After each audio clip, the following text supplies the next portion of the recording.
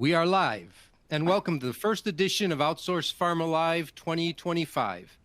I'm Louis Garguilo, Chief Editor of OutsourcedPharma.com. Thank you all for being here.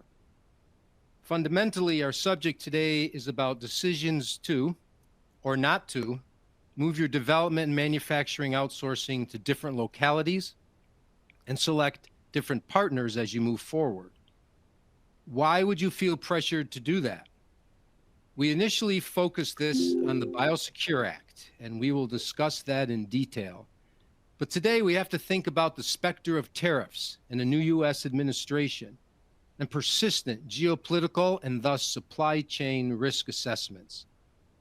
This is, in fact, a broad subject involving regulatory and quality, IP, costs, trust, politics, and other areas. A discussion of all this requires both strategic and specific dialogue and suggestions you can consider implementing. Now, before I turn it to our speakers, let me take a brief moment to update the audience on the current status of the BIOSECURE Act. As of today, the BIOSECURE Act has not been enacted into U.S. law.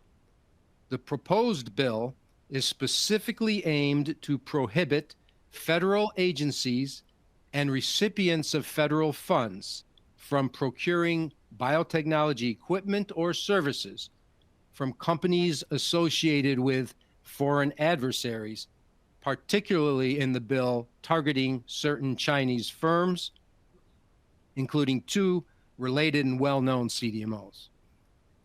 Despite overwhelmingly passing the House of Representatives with a bipartisan vote in September last year, the legislation stopped in the Senate.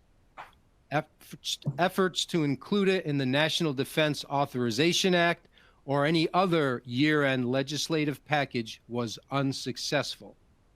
At this point, there's no movement, but the future at this point is uncertain.